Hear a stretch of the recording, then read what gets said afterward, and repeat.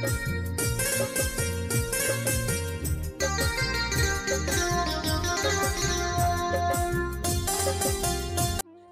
Everyone, সবাই কেমন আছো? আশা করি সবাই ভালো আছো আর সুস্থ আছো। তোমাদের ভালোবাসায় আমরাও খুব ভালো আছি। তো আমার নতুন একটা ব্লগ ভিডিও তোমাদের সবাইকে স্বাগত। এখন বাজে সকাল 6টা। এখন থেকে আমি আমার ভিডিওটা শুরু করছি। তো আজকের ভিডিওটা হতে চলেছে অনেকটা ইন্টারেস্টিং ভিডিও। তো ভিডিওটা স্কিপ না করে পুরো দেখবে, আশা করি তোমাদের খুবই ভালো লাগবে। তো সকাল সকাল ঘুম থেকে উঠে আগে ঘরের বাসি কাজগুলো সেরে নিচ্ছি। তো এদিকে দেখো ঘরগুলো আগে আমি ঝাড় দিয়ে নিচ্ছি। আর যেহেতু ঠান্ডা পড়েছে, মানে ঠান্ডাটা অনেকটাই কমে গেছিলো, কিন্তু কদিন ধরে আরও ঠান্ডা পড়েছে। তো ঠান্ডার জন্য উঠতে একটু দেরি হয়ে গেছে।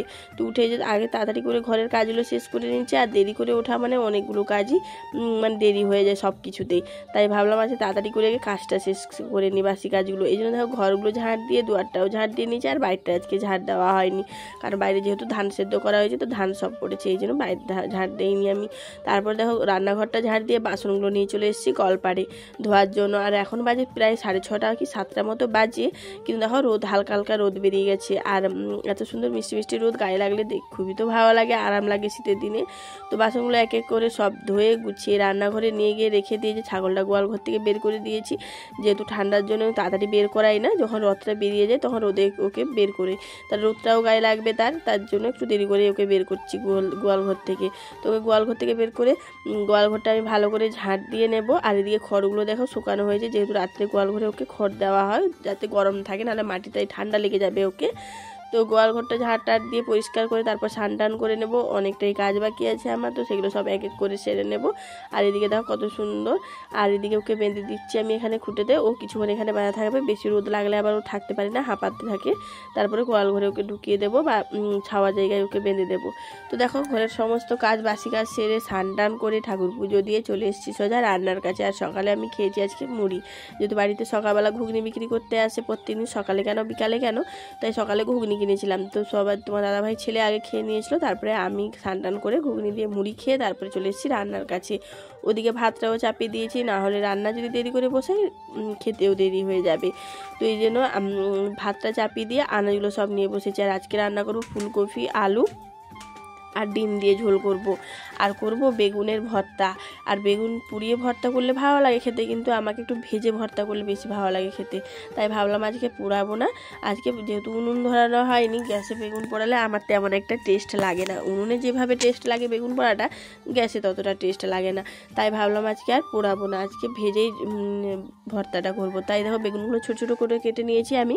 তো বেগুনটা ভেজে আমি আজকে ভর্তা করব। তো এই জন্য বেগুনটা কাটার পরে এই সিমগুলো মানে দেখে নিচ্ছি পোকা আছে কি না। তারপরে সিমগুলো কেটে নিচ্ছি। আজকে সিমের ভাজি করব, কারণ সিম অনেকটাই বাড়িতে আছে, অনেকদিন ধরে ভাজা করব বলে আর করা হচ্ছিল না, যেহেতু আমার ছেলে সিম খেতে খুবই ভালোবাসে, তাই সিমগুলো কেটে নিলাম। তো সমস্ত আনাজ আমার কাটা কমপ্লিট হয়ে গেছে, এখন আমি মশলাগুলো করে নেব।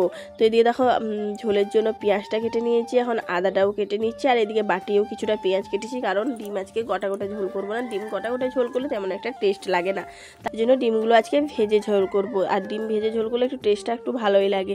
তাই জন্য দেখো সমস্ত মশলা বলতে আমি আদা কাটা হয়ে গেছে, টমেটোও কেটে নিয়েছি, পেঁয়াজটাও কেটে নিয়েছি। আর রসুনগুলো দেখো কত বড় বড়, জাস্ট 2-3 কোয়া দিলেই হয়ে যাবে, এত বড় বড় কুচি। আর আমাকে রসুন বড় বড় কোয়াই ছাড়াতে ভালো লাগে, ছোটো ছোটো রসুন কোয়া একদম ছাড়াতে বিরক্ত লাগে। এই দেখো কত সুন্দর সুন্দর বড় বড় কোয়া নিয়ে এসে তোমার দাদাভাই। যেহেতু আগের রবিবার তো আমরা ঘুরতে গেছিলাম দীঘা, যার জন্য হাট যাওয়া হয়নি, তাই কিছু বাজার ছিল না বাড়িতে। পেঁয়াজ আদা রসুন আমাদের যেহেতু পুরো 15 দিন বা 1 সপ্তাহের বাজার আসে, তাই দোকান থেকে নিয়ে এসে তোমার দাদাভাই রসুন বাড়িতে ছিল না। তো এদিকে দেখো রসুন কোয়াগুলো বেশ বড় বড় সুন্দর রসুন কোয়াগুলো দেখতে ভালো লাগছে। তো রসুন কোয়াগুলো এখন ভালো করে এক এক করে 3-4 কোয়া মতো ছাড়িয়ে নেব আমি, যেহেতু ঝোলে দেবো। আর 2-3 কোয়া মতো দেবো বেগুন ভর্তায়। বেগুন ভর্তায় রসুন ভেজে দিলে টেস্টটা বেশ ভালোই লাগে। ধনেপাতা টাতা দিয়ে আজকে ভর্তাটা করব। আর আমার বেগুন ভর্তা আর আলু দুটো সেদ্ধ ভাতে দিয়েছি, এত আলু সেদ্ধ খাবে বললো ছেলে, তাই আলু সেদ্ধও দিয়ে দিয়েছি। এদিকে দেখো ফুলকপি আলুগুলো আমি হালকা একটু জলে সেদ্ধ করে নেব, ভাপিয়ে নেব, তাহলে যদি ফুলকপির মধ্যে যেহেতু এখন পোকা টোকা থাকে, তো পোকা থাকলে বেরিয়ে যাবে। তো এদিকে দেখো আমি হলুদ আর নুনটা দিয়ে দিলাম পরিমাণ মতো, দিয়ে এখন ঢাকা দিয়ে আমি হলুদ আর ফুলকপিটা সেদ্ধ করে দেবো। আর এদিকে আমার ভাতটাও হয়ে গেছিলো, তো ভাতের মাঠটা এখন দেখো আমি গড়িয়ে নিচ্ছি, তারপরে বাকি রান্নাগুলো করে নেব। এদিকে দেখো ফুলকপিটা যেহেতু বেশি সেদ্ধ করলে পুরো রান্না করলে পুরো ঘাটা ঘাটা হয়ে যাবে, তাই আমি হালকা ভাপিয়ে ফুলকপিটা নামিয়ে নিয়েছিলাম। তারপরে আমি ওর মধ্যে দিয়ে দিচ্ছি সিম। আর এদিকে দেখো কিছুটা বাদাম ভেজে নিচ্ছি, কারণ আজকে করবো বাদাম বাটা। তো আমার আর আমার ছেলের খুবই প্রিয়। তো বাদামগুলো দেখো ভেজে নিয়েছি, তারপর কড়াইয়ে দিয়ে দিলাম আমি তেল। এবারে করব আমি কয়েকটা শুকনো লঙ্কা ভেজে নিচ্ছি, যেহেতু আলু মলা করব। আর আলু সেদ্ধতে শুকনো লঙ্কা দিয়ে আলু সেদ্ধ আলু মলা করলে খেতে তো দারুণ লাগে। আমার কাঁচা লঙ্কা দিয়ে তেমন একটা ভালো লাগে না, আমাকে শুকনো লঙ্কা দিয়েই ভালো লাগে। তাই কয়েকটা শুকনো লঙ্কা ভেজে নিয়েছি আমি। আর যেহেতু তেলে শুকনো লঙ্কা দিলে অনেক সময় ফাটে, যার জন্য আমি একটু দূরে দাঁড়িয়েছিলাম, যদি ফাটে তেল ছিটকে আসবে।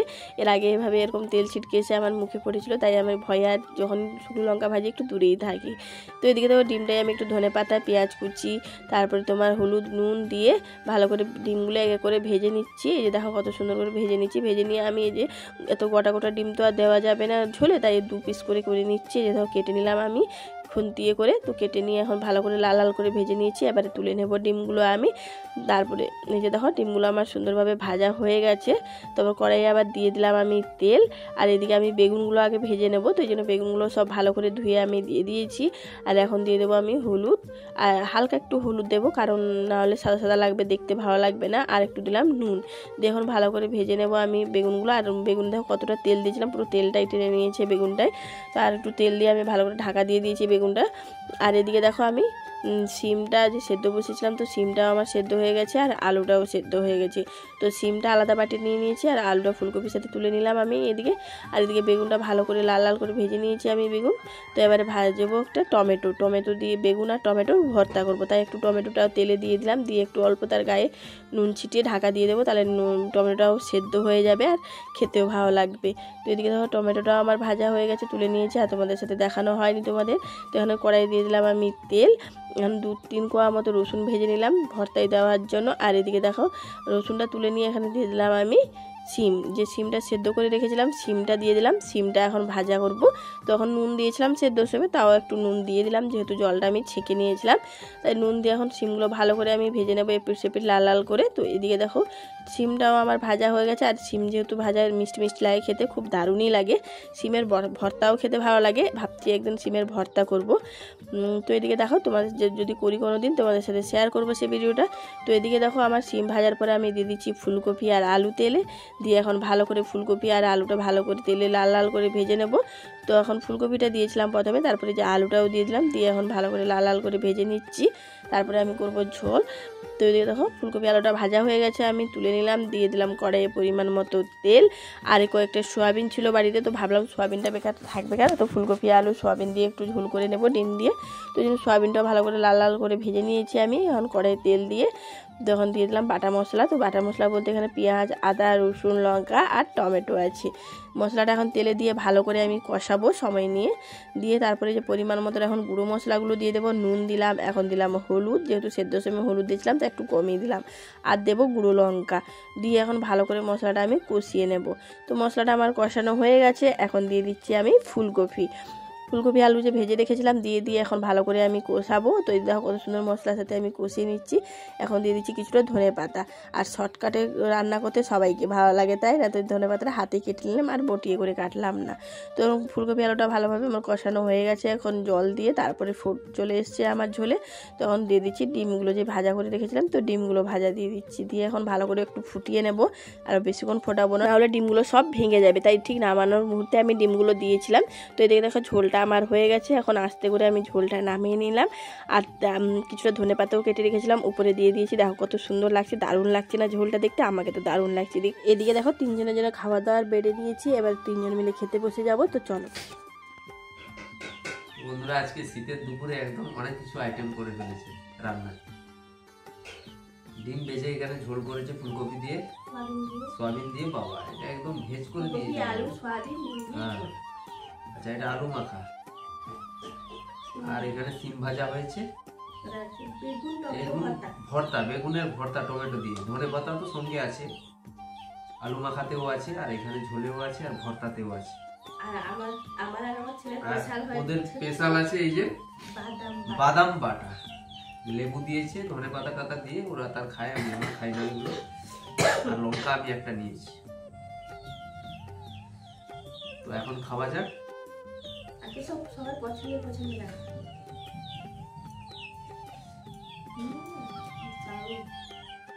একদম জামের মতো বাটি দিয়ে দিয়েছে আমার। কটা করে বাবা? 2-3টা করে মনে ডিমের পোড়া নাকি? একদম গরম গরম।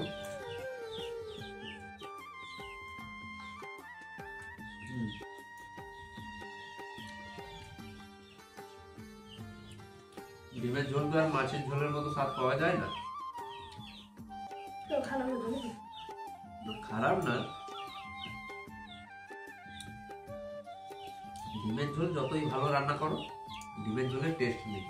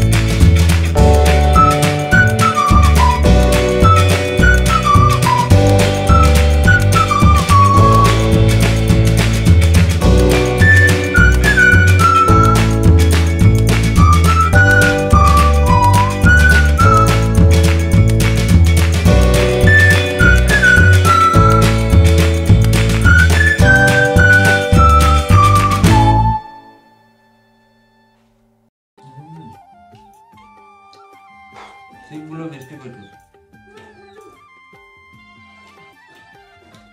আর এটা হচ্ছে কফি, সিজনের সেই কফি।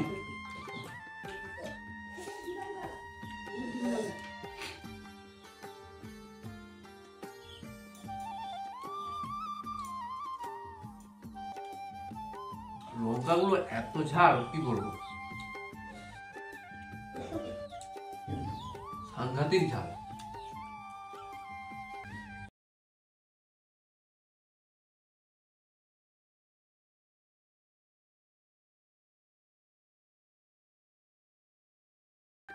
আলু মাখাটায়ও ধনে পাতা দিয়েছে। ধনে পাতার যে একটা সেন্ট, ওতেই পেটে ভাত চলে যাবে।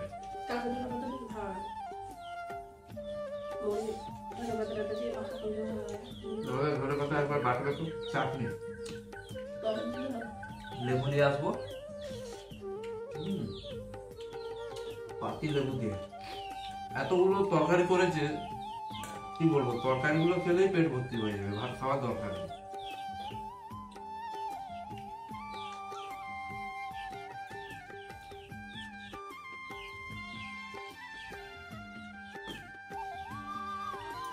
আমাকে তো পুরো জাম ভরিয়ে দিয়েছিল, তো বড় বাটি ভর্তি।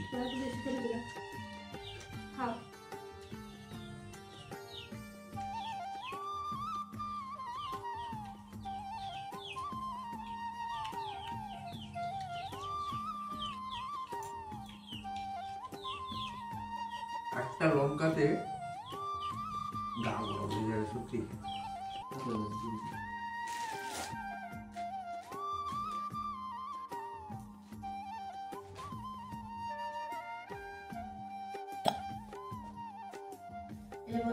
শীতের দিন যেহেতু ঠান্ডা, তো আজকে রুটি টুটি কিছু করিনি, তো মুড়ি খাবে বললো তোমার দাদা ভাই, তো বাজার দিয়েছিল তোমার দাদা ভাই, নিয়ে এসছে চপ, যে চিকেন ললিপপ, আর নিয়ে এসছে মুরগি।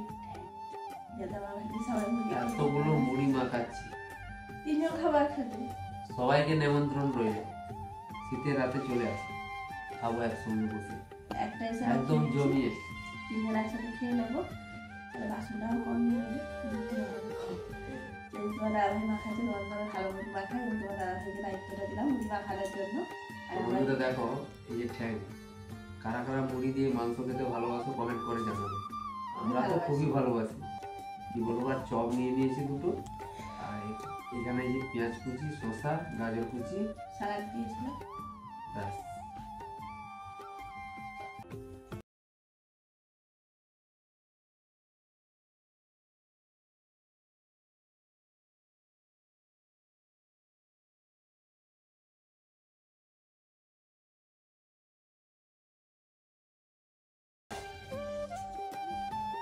তো এইদিকে দেখো মুড়ি আমাদের মাখানো হয়ে গেছে। আর শীতের সময় একদম ভাত তো একদমই খেতে ইচ্ছে করে না। আর আজকে ঠান্ডা একদম রুটিও করলাম না, যেহেতু প্রত্যেকদিন রুটি খাওয়া হচ্ছে কদিন ধরে, তাই ভাবলাম আজকে মুড়ি খাবো। তো এই যে দেখো মুড়ি নিয়ে বসে গেছি দুজন মিলে। আর আমার ছেলে ভিডিও করছে, তো আমার ছেলের ভিডিও হয়ে গেলে আমার ছেলেও খেতে বসে যাবে। তো এদিকে ললিপপ আর চপ দিয়ে মুড়িটা মাখানো হয়েছে, দারুণ হয়েছিল খেতে। আর তোমার দাদাভাই মুড়ি দারুণ মাখায়, এত সুন্দর মাখায় যে কী বলবো। যার জন্য যখনই একসাথে খাওয়া হয় তো তোমার দাদাভাইকে বলি মুড়িটা মাখাতে। আর সবাই মিলে একসাথে বসে খাওয়ার মজাটাই আলাদা, তাই না? তো আমরা মাঝে মধ্যে এইভাবেই তিনজন একসাথে বসে খেয়ে নিই। তো আজকের জন্য ভিডিওটা এই পর্যন্ত। যদি ভালো লাগে একটা লাইক করে দিবে, বেশি বেশি করে শেয়ার করবে আমার ভিডিওটা, আর কেমন হয়েছে কমেন্ট করে জানাবে। যারা নতুন আছে আমার চ্যানেলে প্লিজ চ্যানেলটাকে সাবস্ক্রাইব করে আমার পাশে থাকবে। দেখা হচ্ছে নেক্সট ব্লগে।